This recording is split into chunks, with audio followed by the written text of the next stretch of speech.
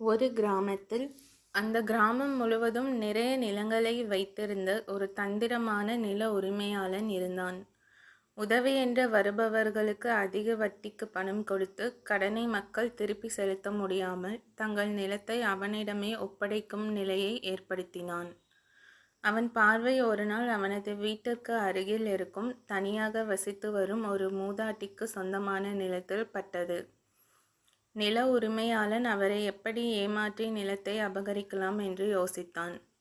அந்த கிராமத்தில் உள்ள ஒரு அரசு அதிகாரிக்கு லஞ்சம் கொடுத்து அவனது பெயரில் போலி ஆவணங்களை தயாரித்து பின் அந்த மூதாட்டியை சந்தித்து நிலத்தை அவரிடம் ஒப்படைக்குமாறு நோட்டீஸ் கொடுத்தான்.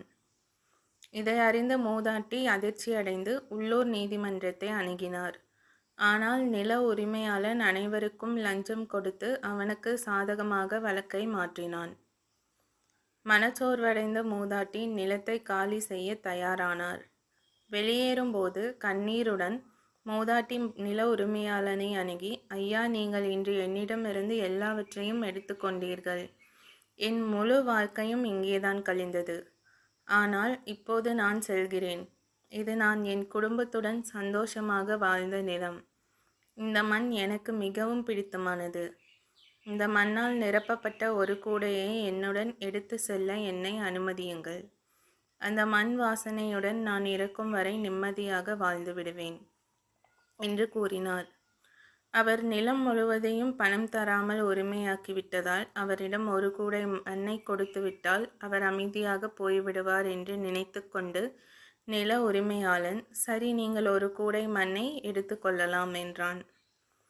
மூதாட்டி ஒரு கூடையில் அதிகமாக மண் நிரப்பி தலைக்கு மேல் சுமக்க கூடையை தூக்க முடியாமல் தவித்தார். பின்னர் அவர் நில உரிமையாளனிடம், ஐயா, என் தலைக்கு மேல் கூடையை வைக்க சிறிது உதவுகிறீர்களா என்றார். நில உரிமையாளன் உதவ முன்வந்து, இந்த கூடையை நிரப்புவதற்கு முன்பு நீங்கள் நினைக்கவில்லையா, மண்ணால் நிரப்பப்பட்ட இந்த கூடையை தூக்குவதற்கு நீங்கள் சிரமப்படுகிறீர்கள்.